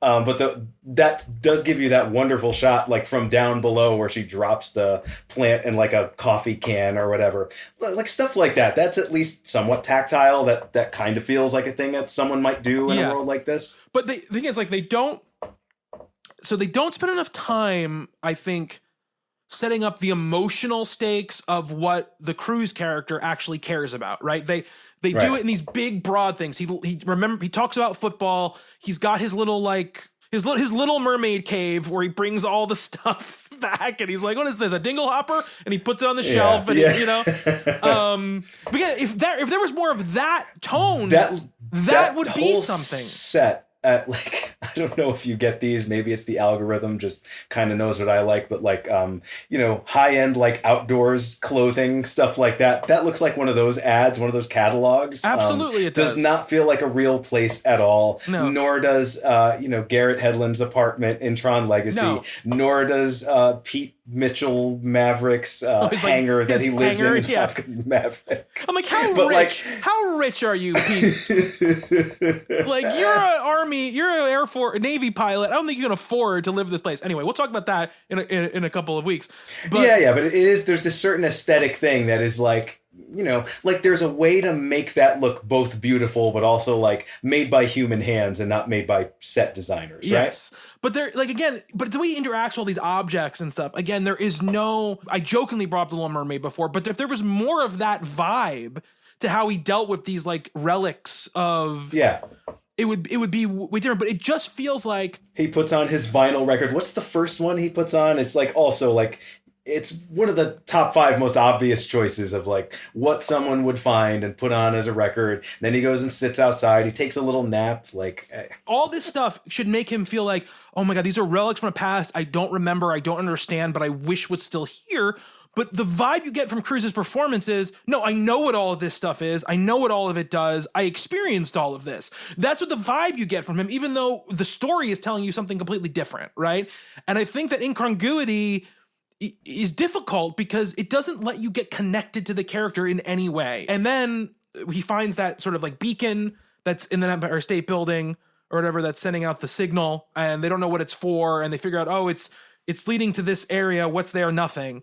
The whole time you're seeing him kind of stalked, right, by these people. Scabs. These scabs. Or these aliens. Well, these aliens. aliens. Think they're aliens. These aliens. Yes. We're supposed to think they're aliens. From the moment I see them, I'm like, these are people. There's no way these aren't people. There's absolutely no way. There's just no way they're not people. They don't kill him. They're just watching him all of the time. They could be humanoid aliens. Could be a Star Trek kind of thing. I kind of thought they were going in that direction. I had to put in my notes, like right away, I was like, these are people. Like immediately, because I was like, I thought so too, but I was like, oh, maybe this will surprise me in some way. But yes, and I was like, there's the people, and whoever's talking to her on the screen is an AI. That was immediately what I was thinking. It's just, I've played too many video games, I've seen too many genre stories, I've read too many genre books. This is post BioShock, right? Yeah, it's totally post BioShock. Yeah, it's post BioShock. Yes, in fact, I think it's same year as Infinite for sure. And you know, so basically, all this stuff kind of happens. The water farmer blows up or whatever. So that's those things are awesome looking too. They look amazing. And what they're doing is really cool. But then he goes, you know, basically the ship crashes and he goes there and there are all these pods and the drones blow him up, except for the one that looks like the woman he's been having the visions of. And he brings the thing back to his house. And there's one dynamic I do like. I like this idea, like this like power structure of the dwelling, which is that like he can't get back in if she doesn't let him back in. Yep. That sort of like dynamic I like. Especially the glass door. So they're looking each other directly in the eye. It's not like through a screen or anything like that. I love that. Yeah. And like it feels like she knows, right? Almost immediately like what's going on, right? Like that this has happened. And then we get this scene, right, between the three of them, which is so much like that Tron dinner scene where they're once again sitting around a table in a weird white apartment. Where they're having an uncomfortable dinner scene where there's all this like unspoken sort of like weirdness between the three of them. I will say this, Olga Kurylenko in this movie, she's not given much to do. And at the beginning I was like, okay, is she going to inject some sort of life into this movie, right? She you get the idea that she knows something that these two characters maybe don't know, right? She knows more of a truth than they know. We are given sort of like this, you know, I need to go and find this flight recorder so you need to hear it, Jack. And I'm like, this is one of the things I'm like, just tell him what's going on. Like, you can just tell him. He obviously is sort of like open, right, to this idea that something is weird is happening. But she won't tell him, so they go back to the place and the scavs come, and I skipped over the whole thing where he got dragged down into the library or whatever. All these action scenes are just fine for the most part. I like the one where he finds the crash site and he's looking for the survivors or whatever and trying to protect her. There's some moments it's trying so hard to set up like what the weaknesses of the drones are, but I never quite had that figured out, and I feel like it didn't work. Like, I don't know, this, what we find out is like an alien super intelligence. It's pretty stupid for something of that magnitude, right? Like, it doesn't build these drones in a particular way that seems like the best way to do it. And if you are a super intelligence of some kind, I feel like you'd figure it out. That don't give them an obvious weak point, which I don't know exactly what it is, but they clearly have one. There's just guns that can kill them. I don't know, there wasn't a single action scene in this that really kind of got me all fired up. And that's a thing that I really like in movies, where it's just an action where you know exactly what the stakes are. You have a really good sense visually of where everyone is, you know, who's shooting at who and what they're hiding behind. And there's one very cool shot. It's very, very late in the movie where a drone, one of these spherical drones, is kind of flying through the rebels' base, right? And it's like traversing multiple floors, and we're just kind of following it, this like swooping, like very fast moving camera, and it looks really cool, but also I can't really tell what it's doing or what's going on. I just feel like that's a scene that might be cool in IMAX or something like that. And like, I don't know, even the Tom Cruise versus Tom Cruise fight, like, I was like, that's okay. I see that, like, I see those two kind of squaring off against each other. I was like, this is gonna be awesome. And then it kind of just, I don't know, it's your average everyday fight scene. Yeah, I like that first scene where he's discovering the crash site, because I think from a storytelling perspective, it's like a good at communicating the situation that's in, the stakes, right? We up the stakes, the drones kill the people. Really, the chaos of that, I think, really works well. You know, there's just fire and explosions, and it's tactile. Like, you can feel it, and that's what I liked about that scene. Once we get into like the chase scenes when they're in like the gyrocopter or whatever, those scenes I'm much less into, because I just feel like they have, like you said, they have no stakes in many ways. But let me say one thing, though, because I mean, we're coming down pretty hard on this filmmaker that we're going to be spending the next few weeks talking about. We've got several films to go. Having seen Top Gun Maverick, like, Joseph Kosinski eventually gets it, right? Like, I think the action scenes in that movie are incredible, and we know exactly what's going on at all times. They are shot in exactly the way they need to be shot and choreographed in the way they need to be shot. They obviously use real planes. They blew up a lot of real stuff in that movie, and it works. It's just like, you know, it's like they are the best version of those scenes that they could possibly be.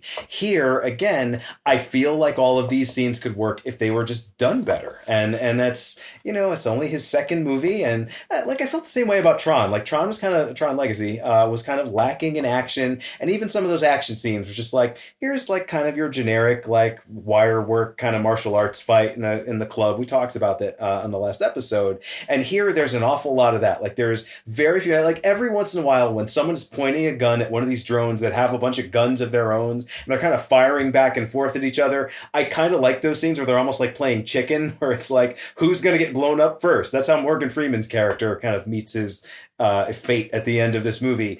I kind of liked that, but like, that's not an interesting action scene, you know? That's just like a robot and a person firing guns directly at each other, like looking directly at each other. Yeah. Well, the main difference I think between this and Tron is the aesthetics of Tron are just more interesting, right? Like like the light, the bar turning into a light cycle, all that stuff.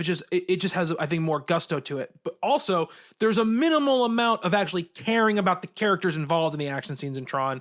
And here, I just feel like you don't have that involvement. I think that's the main difference here. I think they're finely staged. I don't think they're confusing to look at. I think, you know, they're clear and concise in the way they're made. That's not his problem. It's just that I don't have any clear feeling or investment one way or the other how these things are going to go, right? Like, when we have that moment where like Olga Kurylenko's character is about to die, apparently, I'm like, okay, like, what?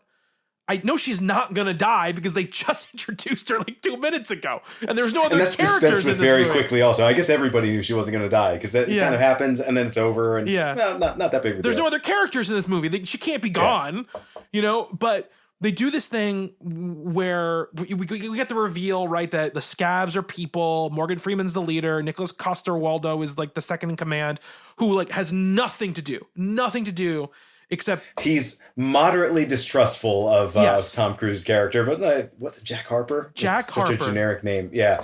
I will say I liked the moment. I think it is Nikolai Coster-Waldau who delivers this line, something, or it's a conversation between him and Morgan Freeman where like something about this one being different. Mm-hmm. And that's kind of the first inclination you get that this is a clone situation, that like this has happened in some sense before. Like they captured an earlier version or a different version of Jack Harper, and it just didn't. We're like, he's supposed to be their savior. He's going to be the one who delivers the nuke to the alien superstructure, kind of just like exactly an Independence Day, but fine. Yeah. Whatever. Yeah. So many movies this one just kind of is derivative of.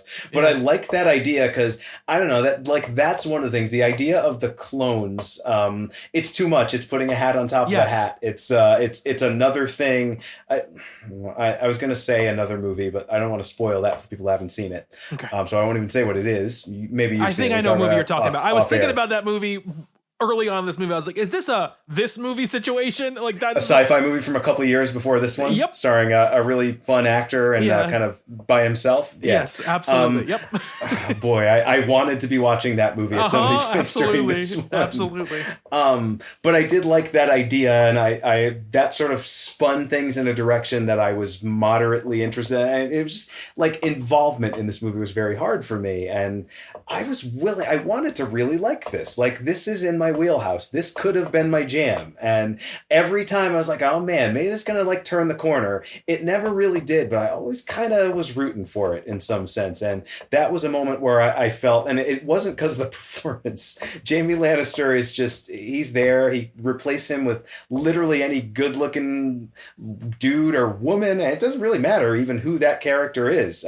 Maybe a female character. You could add another female character there and do nothing with her like you do with the others. But I did kind of like that idea. I will tell you, the one thing that I wanted to see in this movie that we didn't get, and it's set up, and like we're doing so many flashbacks and so many reveals. So the invasion, the alien invasion, quote unquote, in this movie is these ships show up, and there's like thousands upon thousands of Tom Cruises in them because he was the commander of the shuttle that encountered the alien intelligence. And so he was cloned, and his co-pilot, Andrew Riseborough's character, she was cloned also. I want to see the army of Tom Cruise clones. Why don't we see that? What a cool scene that would be, is just 1,000 Tom Cruises just like destroying an American city. Yeah, absolutely. At least then you've been like, wow, this movie was bad, but like, you gotta watch it because this one scene was freaking crazy, man. I think that's what they wanted the Cruise versus Cruise fight to be, but like, that's not that exciting. That would have been really exciting. No, because also we've seen actors fighting themselves before in other things. Yes, we have. You know, that's the other thing. It's like, this is not special. Like, again, and this is probably because like I think the movie telegraphs its reveals a little bit too much. When they were like, oh, who's this person who landed in the ship? I'm like, it's obviously another Tom Cruise. Like, there's no way it's not. You know? And the thing is, like, when the other movie you were mentioning, right? The other movie that dealt with clones. When you bring up the subject of clones like this, one of the most, it's a real, I think that people do all the time, but I think is always fascinating. It's like, okay, but what makes somebody a person? What makes somebody the real one? What is the situation here? This movie is just like, it doesn't matter. They're all the same. Like, what's the difference? Yeah, and it wants to have it every possible. Like, there's some Blade Runner ideas in this as well, but it's definitely not Philip K. Dick. It's a long way from that. There's that one scene where Jack is like, I know I'm not him. Like, I know I'm not him. I have his memories. They're not really my memories. Yeah. And I'm like, okay, we're getting like interesting territory. And she's like, no, you are him. Like, you're right. Okay. Well, the fact that he doesn't kill himself, right? He incapacitates Tom Cruise version 2, and then that becomes important later on, which you know it's going to, right? Like, nobody forgot about him. Like, this movie, I don't want to say it's a little bit insulting to the audience's intelligence, but I kind of think it is. It does these things where it's like, we're going to plant this seed, and you're going to be so caught up in everything else that's going on that you're going to forget about it. And I never did, not once. And I was like, I wonder when we're going to see Tom Cruise version 2 again. I bet there's going to be another, well, I thought it was going to be another cool fight scene. It wasn't. Like, I mean, there's the action scene that we talked about before with the drone kind of destroying a bunch of the rebel complex. And then the final scene in this movie is Tom Cruise talking to a triangle. It is. Though I will say, like, if there was more stuff in the movie, like Tom Cruise talking to a triangle, Sure. I would have been more entertained by the movie all the way through. If the triangle had anything interesting to say, like you're a Matrix Revolutions Reloaded. I'm a Matrix Reloaded architect. Super fan. Yeah, we've talked about this. Yeah. I really like that scene with the architect, you know, because he says some interesting stuff and it makes you think stuff. Yeah. This is just like, all right, just kill this thing. I've had enough. Yeah, exactly. And it's like, again, another one of the reveals that is not a reveal to me is like, guess what? Julia's not actually in the space coffin. It's Morgan Freeman. And I'm like, yeah, obviously he wasn't going to take his wife up to be killed. I never understood like the rules of that, where it's like, it's got to be another human in there, but it didn't have to be that particular human. But this alien super intelligence that knows everything about everything just kind of is easily fooled by that. Wouldn't she be able to tell that like it was different vital signs than a healthy... You could like scan the DNA or something. Yeah. There's got to be a way. There's got to be a difference in the vital signs of a dying 75-year-old man and a perfectly healthy 28-year-old woman. There has to be different in the vital signs. So like, again, that's what I'm talking about. Like, there's just this underlying sense of like, and I said earlier, stupidity. I don't want to be harsh about it, but it does this thing in genre movies that, you know, gets under my skin a lot, which is it takes a lot of shortcuts. Well, it's almost like we don't care and we don't think you're going to care. Yeah. It's not even that. It's like, you will care about the good guys because we tell you they're the good guys, and you will not like the bad guys because we tell you they're the bad guys. And when we switch them up, you'll be like, whoa, now I care about the people I thought were bad, but are actually good. And I care, you know, whatever. But it gives you no reason, right, to care or not care about any of them. I mean, it gives you lots of reasons not to care, you know, about all of them. The fact that like she has a kid at the end, you know, and I'm also like, how many years? Like the kid is like 5. Is that Tom Cruise's kid? Is that Suri? I don't even know. I have no idea. But that kid is like, it's been many years that she's been living in this little cabin by herself. Took them a long time to find her. I know. Like, it doesn't make any sense. And then like, it's just like, well, I guess this Tom Cruise will do at the end. And I'm like, I don't understand what you're trying to communicate to me in this movie. Like I kept waiting for another reveal to be like, well, no, this clone that was here. Oh, you like the clone went up to destroy the Tet, and the real Jack Harper, Tom Cruise, is the one that shows up at the end. Or just like, that would be fun. That'd be fun. Or like the idea, even that scene earlier when he's like, I'm not the real him, and she's like, I don't, whatever. There'd be some reveal where it's like, no, this was the real Jack Harper who they put in like stasis. Who they had the one real one that was still around or okay. whatever. Yeah. I like that, you know, too. But like this was just like, no, they all have his memories. And so what are they? Are there 60 of them? It's a Tom Cruise hive mind. Are there thousands of them still around the world? They're all going to want to marry Julia. What happens when another one shows up? Yeah, you're absolutely right. They're all well, I'm sorry to tell you, Suri, you've got like 10,000 daddies, and they all look exactly the same. Exactly. It doesn't Tom make sense. Cruise Battle Royale, that'd be fun. Also, Oblivion 2. I don't understand. Again, the only reason I bring this up is because the movie seems to want to present this stuff to you as stuff you should care about. What is the state of the world at the end of this movie? The moon is still gone, right? Most of the world's resources have been drained.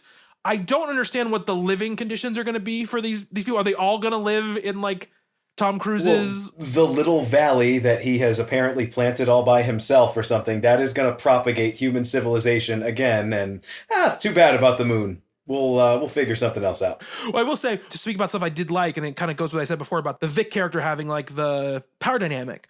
When they come back, she's sort of like seen them on the camera being romantic on the Empire State Building, and she won't let him in, right? And she says like, you know, we are not an effective team. We got to up the stakes now. So you've seen the regular drones. But in order to kill these two, we've got Super Drone that's going to come out of their basement and kill them. Super Drone, they actually built it. And the special features, they actually built that fucking thing, which is pretty cool. But like, it comes out and it like, I don't even understand what happens because of the way it's like, they don't want to show Andrea Riseborough's character being disintegrated, like that person who was in like the turret Jeep in with the scabs. You just see Tom Cruise like sitting there and he gets like shot in the chest by the beam or whatever that kills Andrea Riseborough, but it just knocks him over.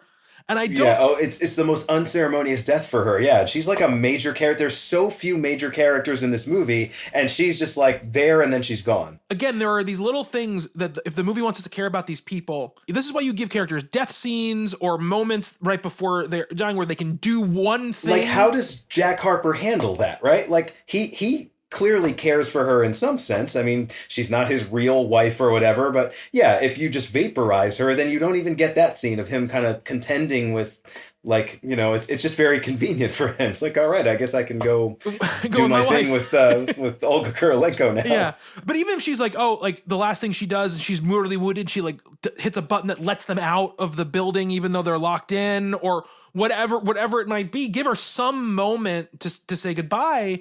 And then that last moment where the AI is kind of like, you should come up, Jack, and we'll you know, everything will be fine or whatever. I'm like, why? You have no other, you're an all-knowing super intelligence.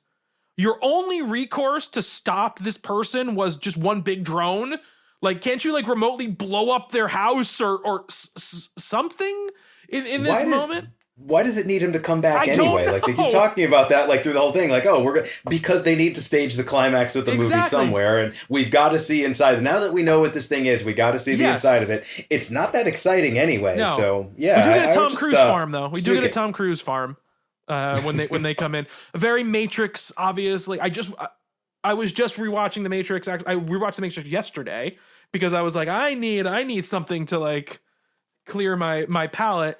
Do you think there actually is one of those somewhere? Do you think Tom Cruise is just like, you know, like he died a long time ago doing a stunt for a Mission Impossible movie, and they just wake up the next Tom Cruise clone from the Tom Cruise farm? It's like, all right, we're doing Fallout now. We're doing, what's the new one called? Well, Dead Reckoning was the newest one. Dead Reckoning. Yeah. I feel like that's a DARPA project. There's just a bunker somewhere in America with just like 1,000 Tom Cruises that can be deployed strategically for anything. If I gave Tron like a 6 last time, this is like a 4. After seeing this, very interested to see what Only the Brave is and how it works. Because after seeing this, the idea of it stripping it down to just being about character and relationships doesn't fill me with the most amount of confidence, but I'm hoping that I'm wrong, right? That's what I'm really hoping for. I think, like in Top Gun Maverick, the character stuff works, and I think it continues to work throughout that movie, and it does have that nice little, you know, it's a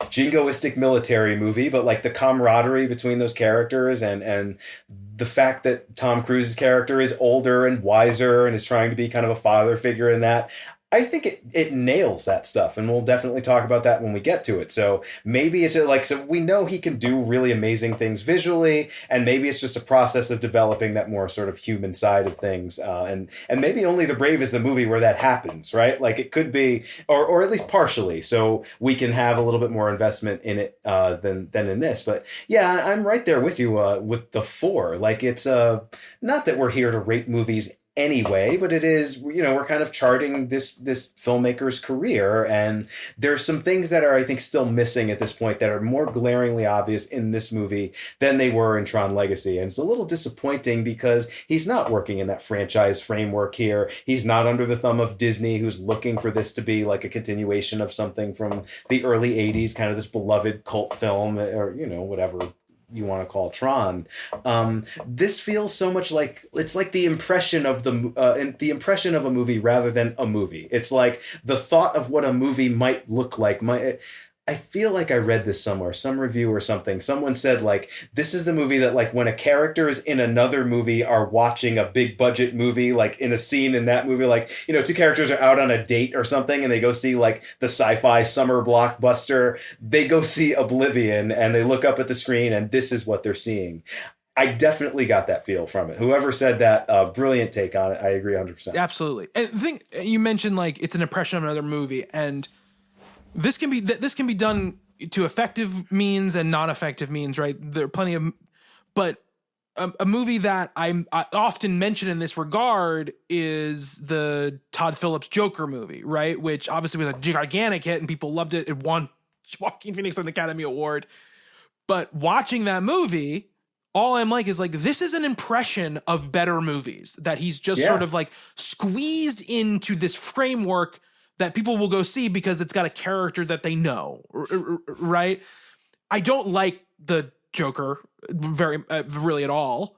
But that is an example of being a much more effective example of looking at other better filmmakers than yourself and grabbing the things from them and putting them into something and creating the impression of a good movie, right? And it's Joaquin Phoenix a lot too. Right, like it's you a great, cast the right person central to play that performance. role, and like he clearly has taken that and running with it and chewing scenery and doing his thing. And even Robert De Niro is really good. And I know he's made some kind of clunkers over it, but he's obviously a very good actor, and he does well in that movie. And he's kind of doing a certain thing that I think he pulls off really nicely. Like that movie works. And the movie looks really nice as well. So there's like a lot of parallels to me.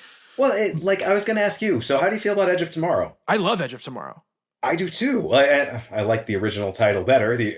I don't think here's my hot take. All you need is the graphic novel is called All You Need Is Kill, which is awesome. My hot take on the Edge of Tomorrow title situation is that none of them are good. I think All You Need Is Kill is like a fun joke title for a manga or a comic book. It's not the name of a movie.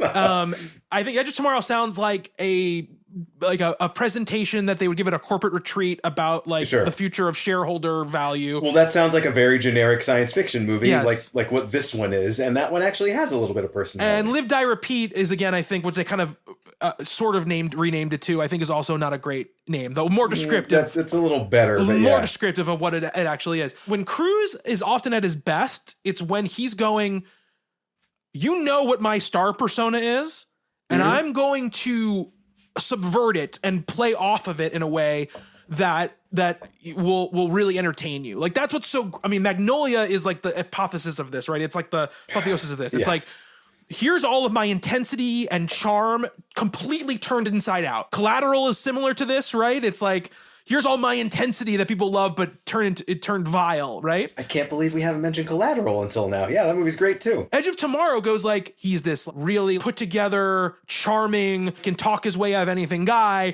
and again, turns itself on its head on that, right? That movie, of course, again, wonderful supporting performance by Emily Blunt, right, as well. He's got more to work with. I think Doug Liman is one of those people we'll probably end up talking about at some point.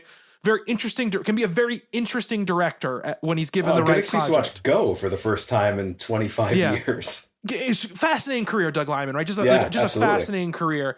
A lot of good movies in there too. And there was the one, what's the movie he made that cost like $200 million that like barely got released? I want to see that. Oh, is it I don't know. Which one is that? Tom Holland might be Chaos Walking. Chaos Walking. Yeah. That's the one. Yeah. I think that was him. But I think like Oblivion, if Oblivion was going to be the movie it was, like forget about changing anything, forget about tuning things. The performance you need there is you need like a Joaquin Phoenix, exploding star kind of, you need like a Robert Downey Jr. Like I'm just going to make this thing morph and change around me. And I'm going to bring all the personality and stuff to it that doesn't exist otherwise. That's what you need at the center of a movie like this. If the movie is going to be the version of the movie we got, right? Does this movie like shoot itself in the foot like just from the get-go because his character is a clone and he's not a real person in some sense? I mean, so you can't really do that? Like, is it kind of restricted in that area? But if you have an actor who can make scenes interesting regardless of the material, then you can at least have something that's interesting to watch, right? Like that is kind of like if Jeff Bridges is the commander of that shuttle mission and they clone him 1,000 times and he destroys the world and then becomes clone a more interesting man than Jack Harper. Or you go completely in the other direction, just make him Garrett Hedlund. Yeah, exactly. That's the thing, is like Cruise is doing a lot of what the Hedlund thing, like they feel very similar in a lot of ways. Like in this situation, you need somebody who's got more going on in their performance than Cruise has in this movie. Like Jeremy Renner would have been better at this than Tom Cruise would have been, because at least Renner has like that seething sort of like intensity, anger that's always there. You can't have Tom Cruise, who is sort of empty vessel, playing an empty vessel. It just doesn't really work for his persona. That makes sense. You know, for sure.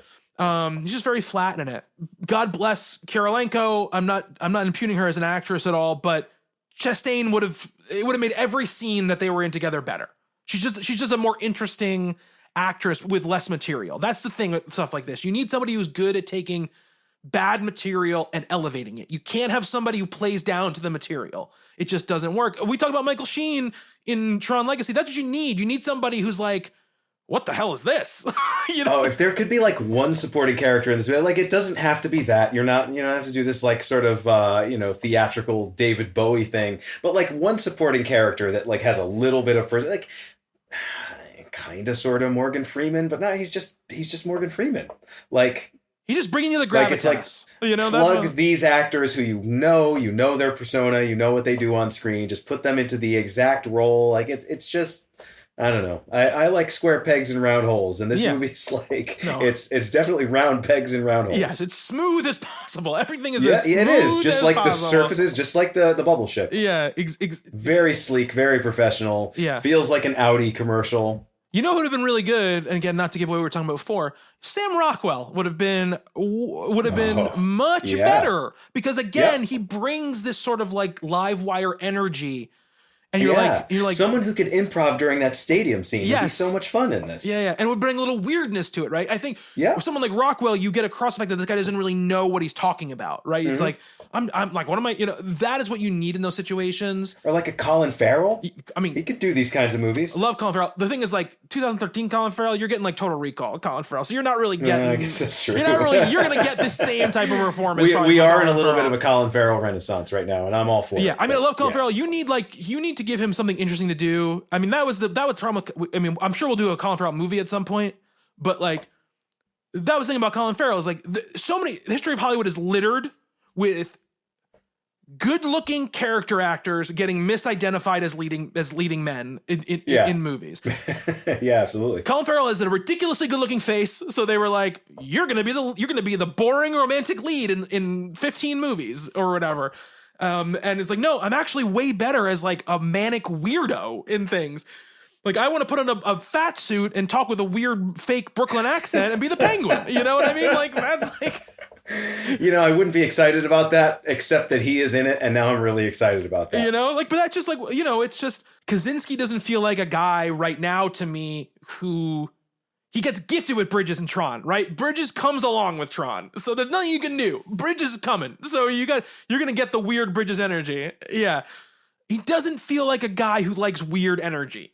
Right in movies. No, and I'm with you. Like movies kind of need weird energy, right? They need personality. They need that little spark. And good movie again, Edge of Tomorrow is a great example. Like Edge of Tomorrow is the great version of this. Like it's a similar budget, it's a similar genre.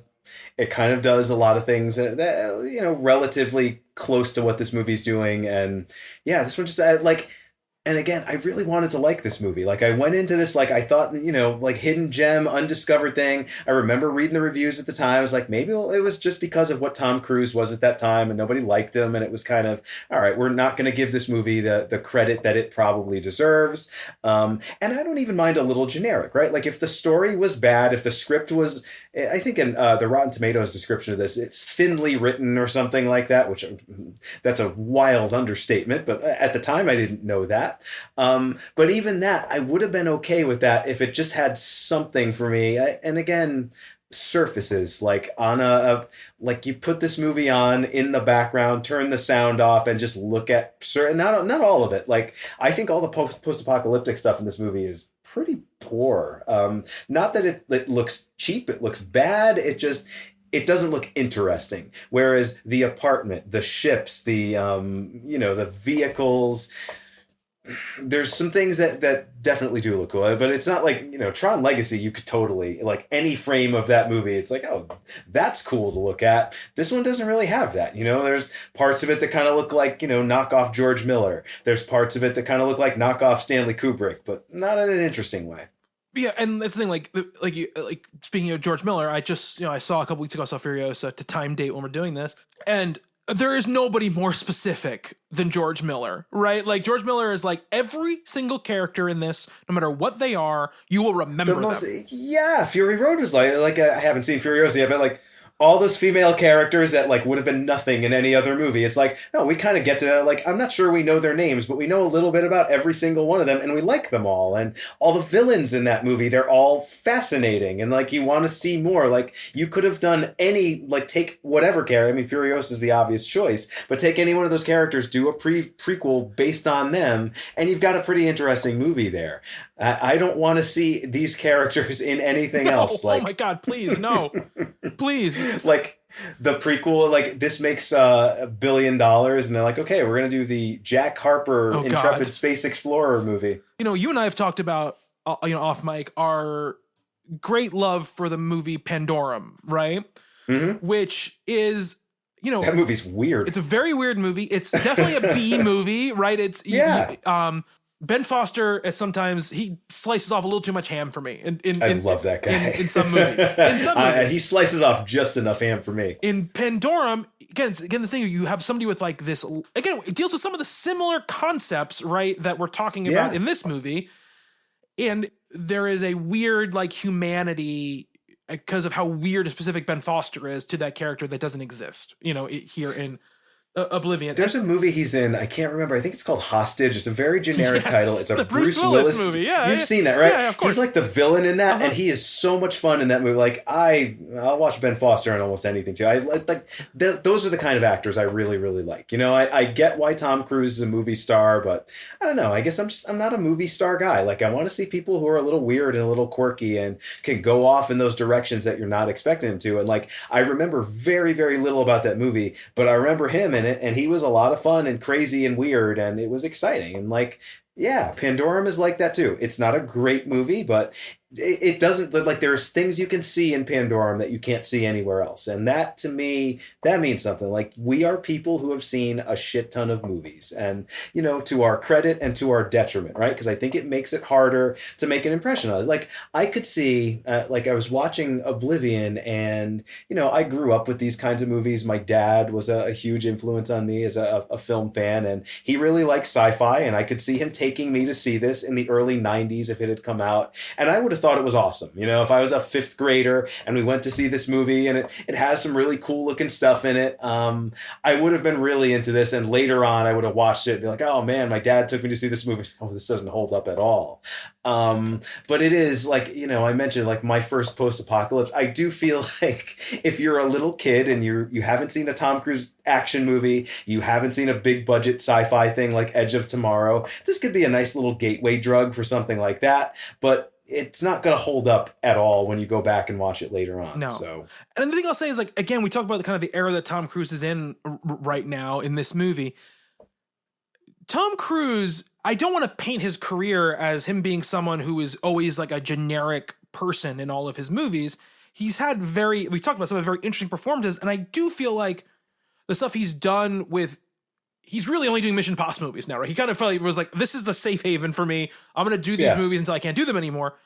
Or he's taking other movies like The Mummy and just basically making them Mission Impossible movies. Yeah. But I mean, Mummy itself was 10 years ago at this point. So it's like, it's just Mission Impossible now. And Top Gun. He'll throw in the Top Gun.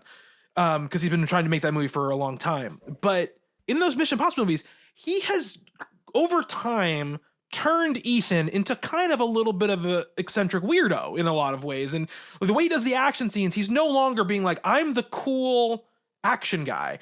Every action scene he's in, he's much more Bruce Willis-y in those action scenes where he's like... Tom Cruise is like, I give him credit for this also. He's a very good-looking action hero movie star guy who has no problem getting his ass kicked all over the place. And he doesn't care about looking dumb either. He doesn't care about looking dumb. He'll do like weird action things where he'll like...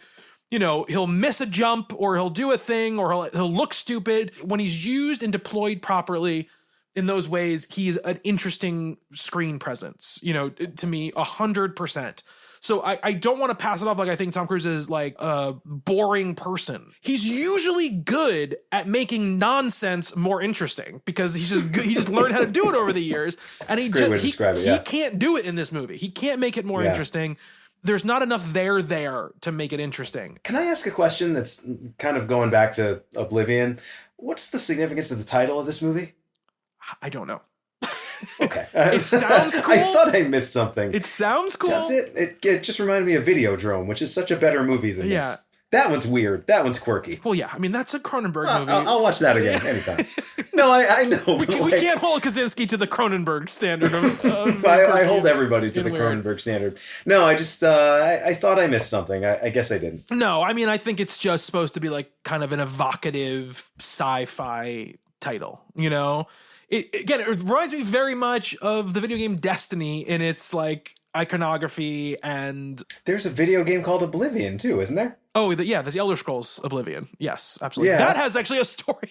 there's a thing called the Oblivion Gates that are like these powerful like gates into another dimension or whatever. So there that has actually a story reason why it's called Oblivion. I don't know why this is called Oblivion. What I like about this story is that's what this is, right? I mean, we're tracking a thing, like a career that is still in progress.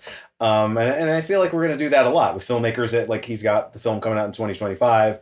For me, there is a happy ending here, right? Like this is a stumble in Act 1 or Act 2. It's the like he's just not quite finding himself yet. He's suffering some setbacks, but we know there is a redemptive arc here with Top Gun Maverick, and possibly that even begins in his next movie. For the life of me, we've been talking about him for so long, like before when we were first pitching the show, I thought there was a movie between this one and Only the Brave.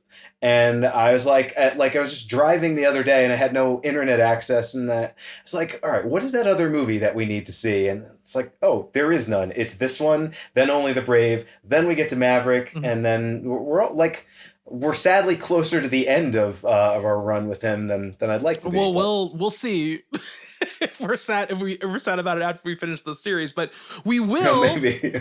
We will end up watching. When we cover a filmmaker, if they have a new movie come out, we'll kind of do like a special one-off episode where we talk about that movie. Whenever this 2025 movie comes out, this F1 movie, we'll definitely talk about it. Interesting that you brought up the Glenn Powell thing. Just quickly, he was, again, we'll talk about this probably in the Spiderhead episode. I'm assume this when this would come up, but he was supposed to direct Twisters. Joseph Kosinski. Glenn Powell? No, Joseph Kosinski. I was like, wow, that guy's really multi-talented. No, Joseph Kosinski was supposed to direct Twisters. Well, he's got a story credit on. I'm sorry, I did see that. Yeah, and then when they were kind of like, it was supposed to be like kind of like a reboot or whatever when he was working on it, and then they're like, no, we kind of want it to be like a sequel to Twister. And when they did that, he left the project apparently because it wasn't his like story anymore or whatever. He didn't want to do a different type of story. So.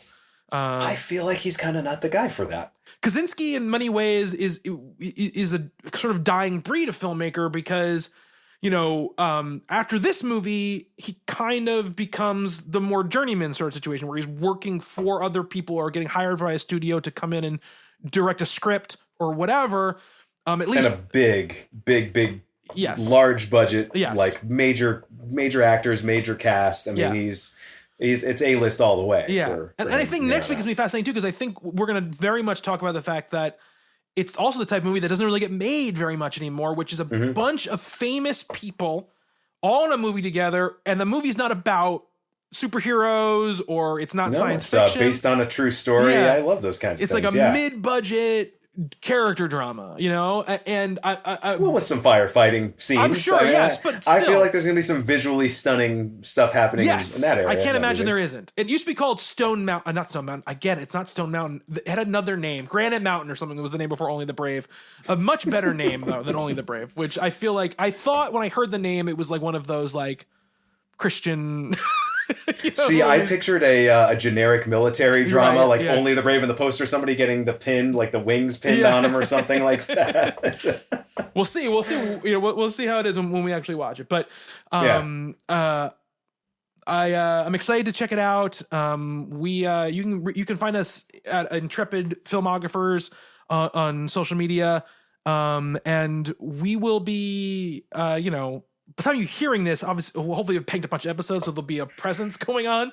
Right now, I've obviously looked at anything. We are right at the beginning of this, so we don't really have much going on. We haven't even figured out how to really promote the show yet. We don't have theme music yet for the show, but this is Bobby cutting in. We have, in fact, figured it out. Intrepidfilmographers.com will take us to the site where you can subscribe to the podcast on Apple Podcasts, Spotify, YouTube Podcasts. Grab the RSS feed if that's your jam. Rate and review us on whatever podcast service you're using. Subscribe to us on Substack. Subscribe to us on YouTube so you don't miss anything. If you're interested in seeing me, Bobby, stream a little bit, twitch.tv/misadventureland. So check that out over there. And yeah, we will hopefully see you over there. Join us. We want to build a community of movie fans. Until then, let's go back to past Nick and Bobby, where we're talking about how we don't know what we're doing. I'm really excited so far about what we've been talking about, Nick, and I'm really excited for really revealing how the sausage gets made there. You know what? The people who listen to a show like this love how the sausage gets made. That's why people listen to people talk about movies like this. I want to be that like dead solid professional Joseph Kosinski kind of person where it's like, you know, this has just been happening. Like we had this all figured out years ago and we did the graphic novel. Yeah. Never tended to be published, but we used it as a pitch deck for this podcast. You know, as much as I don't really care about this filmmaker's films anymore, or even their like online persona anymore, it was very much. So you were brought up on like the Kevin Smith like sort of like time of filmmaking. I want to still like Kevin Smith, so I've got Kevin Smith sitting behind me on the shelf here. That version of him is making better movies than the real Kevin Smith now. Huge part of my like formative years of this, and he was always so open about like this is the shit that happens. This is the good stuff. This is the bad stuff, or whatever. And that like really was appealing to me, you know, as a young like film fan. So that's how I sort of think about this stuff. Is like let's just let everyone know that like. It's just sometimes you got to build the plane while it's flying. That's fair. You know, that's how it goes. But that's going to do it for this week. Until next week, Nick, are we still an effective team?